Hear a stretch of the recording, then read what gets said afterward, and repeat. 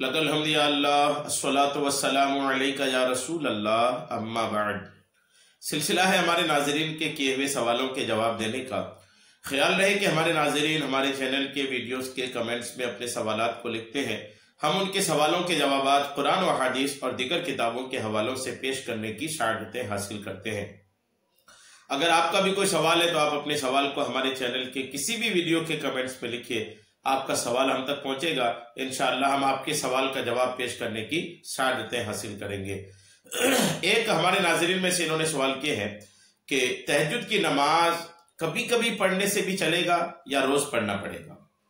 یہ ان کا سوال ہے، یعنی کبھی کبھی پڑھ لے تو بھی کیا ثواب ملے گا، تب بھی تہجد ہو جائے گی، یا تہجد روزانہ پڑھنا پڑے گا، کیا اس کی حقیقت ہے؟ یہ ان کا سوال ہے۔ میں انشاءاللہ ان کے سوال کا جواب عرض کرتا ہوں، آپ توجہ کے ساتھ جواب بھی سنیے، اور جواب سن کر کے جواب میں اگر آپ کوئی سوال آپ کے ذہن پہ آتا ہے تو آپ بالکل روکے نہ رہیے، کمنٹس میں اپنے سوال کو لکھیے، اور اگر سوال نہیں آتا ذہن میں تو جواب کیسا لگا اس کو ضرور کمنٹس میں لکھیے گا، تاکہ ہمیں بھی لگے کہ ہمارے ناظرین توجہ سے ہمیں سنتے ہیں، اور ہمارا جواب کیسا ہوتا ہے آپ کے تاثرات سے ہمیں بھی حوصلہ حاصل ہوگا۔ تو تہجد کی نماز کے تعلق سے یہ پہلے تو آپ یاد رکھیے گا کہ تہجد کی نماز یہ جو ہے یہ صلاۃ اللیل ہے۔ صلاۃ اللیل مطلب رات کی نماز۔ رات کی نماز کے بے شمار فوائد احادیث پاک میں ہیں۔ تو ایک تو رات کی نماز وہ بھی کہلاتی ہے جو عشاء کی نماز کے بعد، اور عشاء بھی رات کی نماز ہے، عشاء کی نماز کے بعد سنت نفل پڑھتے یہ بھی رات کی نماز ہے، لیکن تہجد کے ساتھ خصوصیت یہ ہے کہ آدمی عشاء پڑھ کر سو جائے اور سو کر اٹھ کر جو پڑھتا ہے وہ صلاۃ اللیل تہجد کہلاتی ہے۔ آدمی سو کر کے اٹھ جاتا ہے جب، وہ جو نماز پڑھتا ہے رات کو فجر سے پہلے پہلے، وہ نماز صلاۃ اللیل یعنی تہجد کی نماز کہلاتی ہے۔ اب یہ تہجد کی نماز ہے کیا؟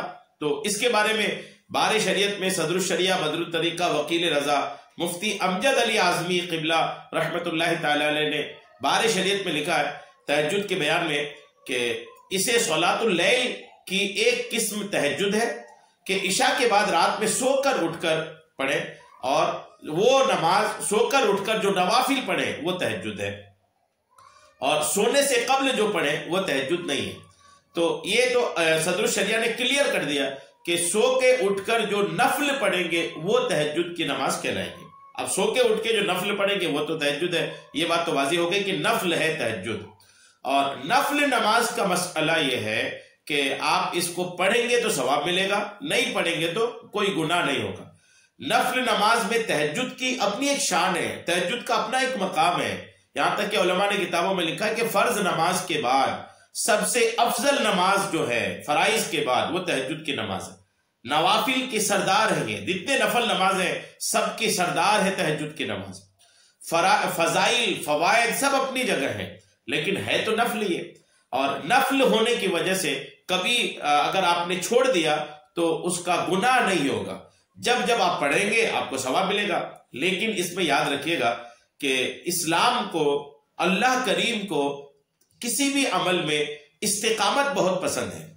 نیک اعمال میں چاہے فرائض ہو، سنتیں ہو، مستحبات ہو، اللہ تبارک و تعالیٰ کو استقامت بہت پسند ہے کہ آپ کوئی نیکی کریں اس کو ہمیشہ کریں، یہ اللہ کو بہت پسند ہے، چاہے ایمان کے معاملے میں ہو، چاہے اعمال خیر میں، فرائض کے معاملے میں ہو، مستحبات کے معاملے میں ہو، سنتوں کے معاملے میں ہو، تمام نیکیوں میں اللہ کریم کو استقامت بہت پسند ہے۔ استقامت مطلب کنٹینیو کرنا، لگاتار کرنا، گیپ نہیں کرنا، چھوڑنا نہیں، یہ اللہ کریم کو بہت پسند ہے۔ آپ پڑھ رہے ہیں تو روزانہ پڑھیں، اللہ کو یہ پسند ہے۔ یہ الگ ہے کہ آپ جس دن پڑھیے گا آپ کو ثواب ملے گا، جس دن نہیں پڑھے اس دن آپ کا گناہ نہیں ہوگا۔ لیکن اللہ کو کیا پسند ہے؟ ہم بندے ہیں نا، ہماری تو سوچ یہ ہونی چاہیے کہ ہمارے رب کریم کو کیا پسند ہے۔ تو ہمارے رب کو استقامت پسند ہے، ہمارے رب کریم کو یہ پسند ہے کہ میرا بندہ جو کام کرے تو اس کو لگاتار کرے۔ اب جب رب کریم کو استقامت پسند ہے، لگاتار کرنا پسند ہے، تو بندوں کو بھی ہم بندوں کو بھی چاہیے کہ اگر پڑھ رہے ہیں تو لگاتار پڑھیں۔ آپ اس پر ایک روایت بھی سن لیں، آپ انشاءاللہ اس پر آپ کا ایمان تازہ ہو جائے گا۔ چنانچہ نبی کریم صلی اللہ تعالی علیہ وسلم کے ایک فرمان میں تہجد کی ترغیب ملاحظہ فرمائے۔ ایک مرتبہ کچھ صحابہ کرام رضوان اللہ تعالی علیہ مجمعین نے نبی کریم علیہ السلام کے سامنے حضرت عبداللہ ابن عمر رضی اللہ تعالی عنہما کا تذکرہ کیا تو آپ علیہ السلام نے ارشاد فرمایا عبداللہ ایک اچھا شخص ہے، کیا ہی اچھا ہوتا کہ وہ تہجد بھی ادا کرتا۔ آقا کریم تمنا کرتے اس صحابی کے بارے میں کہ یہ تو اچھا تو ہے لیکن ایک اور اچھا یہ کرتا کہ تہجد پڑھتا۔ الحمدللہ ایک موقع پر حضرت عبداللہ ابن عمر رضی اللہ تعالیٰ عنہ کو ارشاد فرمایا اے عبداللہ تم فلاں کی طرح نہ ہونا جو رات میں قیام کرتا، یعنی نفل نمازیں پڑھتا تھا پھر اس نے رات میں قیام کرنا چھوڑ دیا۔ آقا نے فرمایا ایسا نہیں ہونا کہ کبھی پڑھتا ہے کبھی چھوڑ دیتا ہے، کبھی پڑھ رہا تھا پھر چھوڑ دیا۔ یہ آقا کریم کو پسند نہیں ہے۔ آقا کو پسند، اللہ کو پسند استقامت ہے کہ آپ پڑھیں تو روزانہ پڑھیں۔ اس کا مطلب آپ یہ مت کریے گا کہ آپ جو کبھی کبھی پڑھتے تھے اس کو بند کر دیجئے، نہیں، آپ اس کو جاری رکھیے۔ اسی کے صدقے اللہ نے چاہا تو آپ کو استقامت یعنی کنٹینیو کرنا نصیب ہو جائے گا۔ کبھی کبھی پڑھتے رہیے اور اللہ کی بارگاہ میں دعا کرتے رہیے مولا مجھے استقامت نصیب فرما، اور اللہ نے چاہا تو آپ اسی بیان کے بعد ایک نیت کر لیجئے کہ اب تو مجھے روز ہی پڑھنی ہے۔ تہجد کا وقت کون سے کام کا وقت رہتا ہے؟ آرام کا ہی تو وقت رہتا ہے۔ اسی آرام میں سے کچھ وقت نکال کر کے وہ رب کریم جس نے آپ کو سکون کی نیند عطا فرمایا، وہ رب کریم جس نے آپ کو سکون کا بستر عطا فرمایا، وہ رب کریم جو آپ کو پیٹ بھر کر کے سلایا، وہ رب کریم جس نے آپ کو سونے کے لیے آنکھیں دی، وہ رب کریم جس نے آپ کو سونے کے لیے بستر دیا، سونے کے لیے گھر دیا، سونے کے لیے کیا نہیں دیا میرے رب کریم نے، پھر جا کر کے آپ سکون سے سو رہے ہیں۔ آپ کے بدن میں کوئی بیماری نہیں ہے۔ ایسے ایسے لوگ بھی ہیں جو رات بھر کڑھاتے ہیں، رات بھر تکلیف میں پڑے رہتے ہیں، ان کو نیند نہیں آتی۔ آپ کو نیند آتی ہے، آپ کو نیند اس لیے آتی ہے کہ آپ کے بدن میں کوئی تکلیف نہیں ہے، آپ سکون سے ہیں۔ تو آپ سکون سے ہیں، نیند آ رہی ہے تو اس کا شکریہ ادا کر کے اسی نیند میں سے کچھ وقت نکال کر کے اللہ کی بارگاہ میں تہجد کے لیے کھڑے ہو جائیں۔ اللہ آپ سے راضی ہو جائے گا تو آپ کی دنیا بھی بن جائے گی اور آخرت بھی بن جائے گی۔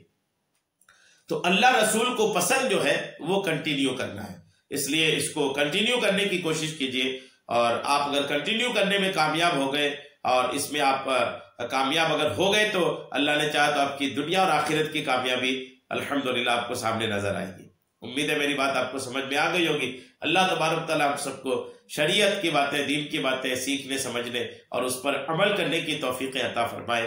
آمین بجاہ النبی الامین صلی اللہ تعالی علیہ وسلم۔